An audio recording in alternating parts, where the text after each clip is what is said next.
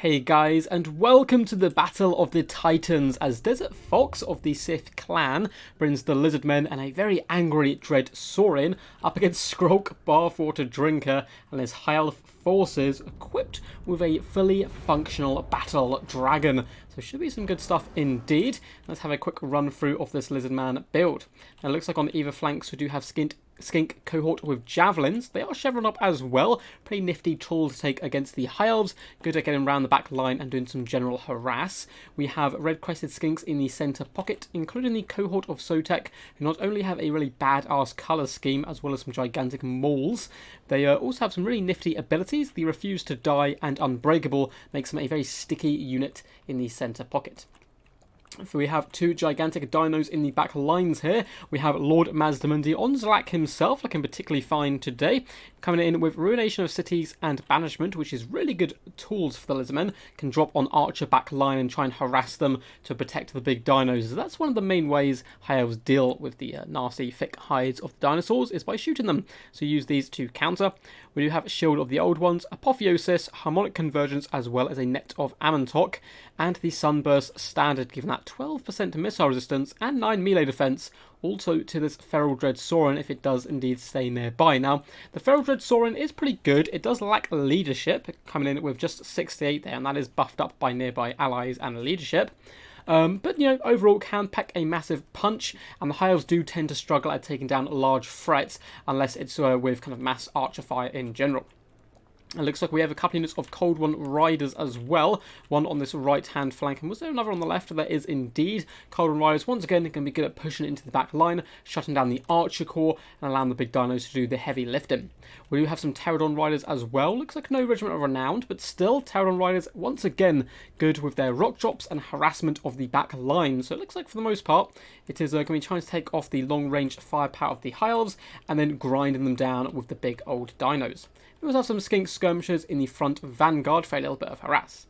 Now for the forces of the High Elves here, we do have a thick line of spearmen, some of which will have silver chevrons, and some of which are silver and guard. So it looks like two of each, which is going to be a very stalwart line of shields and spears. It's going to take quite a while to break down. It looks like they are going to be protecting double Sisters of Avalon. These ladies will tear through big dinos with deadly efficiency if they're allowed to maintain their fire throughout the course of the battle. We also have some Silver Helms with shields on the right-hand side. Pretty sturdy mid-tier shock cavalry. We have another unit on the left-hand side as well. In the centre, we do have some Dragon Princes. Looks like they are going to be falling back a little bit. And these guys can do some decent damage against pretty much all troops, and do come with a nice fire resist as well. And Lizardmen can bring fire damage, so I quite like that pick quite a lot. We have Teclis on horseback coming with Enfeebling Foe, Regrowth, his potions, as well as a net. So we're certainly going to be seeing some net play coming in to pin down the big monsters and hammering them with the Sisters of Avalon. And the Regrowth is probably going to be used on this mighty, majestic beast up in the sky, who has a really cool wing pattern here. I haven't noticed that before, kind of the spotted pattern. And the Star Dragon is a mythical creature of legend, and will certainly be able to go toe-to-toe with the best of them. Looks like a early breath attack does come down. I assume aiming for the Feral Dread Saurian, but it looks like it just clips some Skink skirmishers there instead, and it is going to get pushed back as well. Sister Avalon now opening fire on the Skinks. Again, not a priority target, but it's free damage at this point, and the Feral Dread Saurian has lurked to the back of the formation and are waiting for the rest of the troops to kind of get in here, do a surround, and start putting some pressure on the Sisters. And it looks like one unit of Pterodons has gone straight in there, trying to shut down these ladies, but they're going to get countercharged by the Star Dragon and Dragon Princes. Prefer to see these two split up and have the Dragon Princes come and protect this one, but we do have some Silver Helms darting in as well. It looks like the Pterodons, to be honest, aren't going to do much damage here before getting forced off. In come all the red-crested skinks. They will do okay work against the spearmen, but it's going to take them an absolute age to grind through, and I'm not even convinced they're going to win the front line. The big old volley does now go into Lord Mazdamundi. I assume this is going to be a fat net coming down, so that Sun Banner is certainly going to have to do some work here and help keep him protected, as he's taken huge damage. But it looks like the Feral Dread Saurian, who is pretty good at killing cavalry units, has started to bust into the back line with the help of some Cold One Riders. On the other flank, it looks like Silverhelms did some pretty decent work up against the Cold One Riders, forcing them back, although they are coming back to the fray. And we do get our first banishment dropping down. It does land on the Sisters, doing some fantastic damage all round. However, the Star Dragon is now floating back to the battle to support a little bit. Looks like Silverhelms have been terrified here, and I do not blame them. Fighting a Feral Dread Saurian is some pretty scary stuff, and the Dragon Princes are here pinning him in. It looks like a shield of the Old Ones is coming down, and that's going to really help keep him protected as Lord Mazdamundi darts into the fray as well. Dragon Princes did get a nice regrowth, but still struggling a little bit. And it looks like in the back lines, Silverhelms have been used to pin in the Cold One Riders, allowing the Star Dragon to land and do some decent damage. And the front line, it's not really going anywhere at this point. Silver Guard are beating the Red-Crested Skinks barely, and they're kind of a very slow affair. Chaos of Sotek were a little bit more successful in beating back the Spearmen, and now going to start floating into the back lines. We do have a net of Amintok go down on a very angry Feral Dread Saurian who's still snapping at all nearby troops, but it looks like the Sisters are struggling to get online as there is Cold One Riders darting consistently into the back line, and they weren't able to kind of make the best use of that net, mainly due to good pressure from the Lizardmen forces. Sisters of Avalon are now back firing, but Cold One Riders are here to assist as well, consistently putting pressure on the Sisters and trying to force them back, really allowing the Dinos to try and carry this game for the Lizardmen. It looks like Teclis was getting a little bit too bold there, and he's going to be getting rammed here by Lord Mazdamundi, not something anyone wants.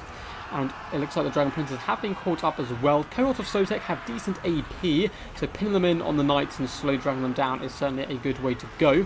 Star Dragon is going toe-to-toe here with a Feral Dread Saurian. The Dread Saurian packs a wallop. 750 weapon strength is pretty crazy stuff. And you can see the comparison here. 580 on the Star Dragon. So that Feral Dread Saurian, when it hits hard. Looks like Teclis has been netted down, although he also nets a Lord Mazdamundi, so kind of a dual net situation. So this should allow the Feral Dread Saurian to get some good attacks, but it looks like the Skink cohorts are actually holding him back and protecting Teclis here. A big breath attack goes down to pretty decent damage. The shield of the Old Ones is active, and it looks like we are going to see our ruination of the cities coming down, and it actually catches the Spearmen on their retreat and clips a few Sisters as well, doing some okay damage. There's some Pterodons up in the skies who need to come back and support this back line, and it looks like a banishment is going to be followed up with some more Pterodon Rider play. So good harass so far, pushing the Sisters further and further away from the main battle line. You see Red Crests are slowly getting the upper hand on the Silver and Guard. Once they lose that martial prowess, it is a bit scary for them. And a Feral Dread Saurian comes in here and says hello, and the Silver Guard aren't going to like that too much. So things are looking pretty good so far for the Lizardmen. Teclis has rallied. He did manage to escape Mazdamundi. I suppose he's quite lucky the net is on cooldown. And instead, the Mighty Slack is going to try and feast on these Sisters, which is certainly not a bad idea. Teclis wants to get a big regrowth on the Star Dragon and attempt to assassinate Mazdamundi. It looks like he is going for that right now, trying to keep the 28 Sisters still alive and active and shooting here. Mazdamundi is going to counter. He's on upgraded harmonic convergence and an apotheosis, making him incredibly tanky. And that Star Dragon is now starting to suffer, but Feral Dread Saurian has kind of been pulled apart here from his lord, who he's meant to be a bodyguard for, but he's starting to waddle back now that the front line has indeed been won. Skinks also starting to dart in and poison the Star Dragon. But both units of Sisters now have a perfect firing arc into Mazdamundi, and this is quite a pitched engagement. The High Elves need to win this battle here, or this kind of small skirmish of the battle, if they want a chance to win the overall battle. It looks like the Star Dragon is probably going to be going down here, as he has been just netted here. Sorry guys, my mouse has a weird problem at the moment where sometimes when I roll, it rolls the wrong direction. So we are back up in the air now, and so is the Star Dragon. Although it has been picked apart here by Skink skirmishers, it looks like he does indeed rout here, as I'm sure Teclis was getting his just dues to the mighty Dino duo.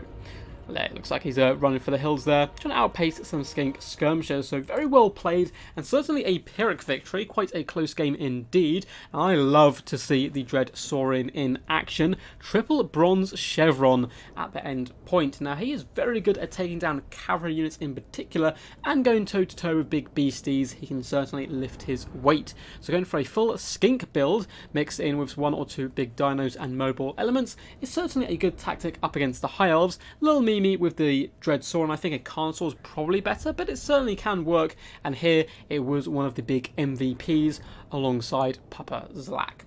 As for Skrulk's build, it was quite nice. It's a kind of classic Net and Sisters of Avalon, the big dinos down, but at the same time it's kind of hard to protect the back line. He did a fantastic job early on with the Silver Helms and Dragon Princes, kind of darting around, pushing off the enemy pressure, but that did allow the big dinos just enough time due to good pressure and forcing back the Sisters that he could kind of break through that front line and then slowly swarm and overrun the remaining High Elves.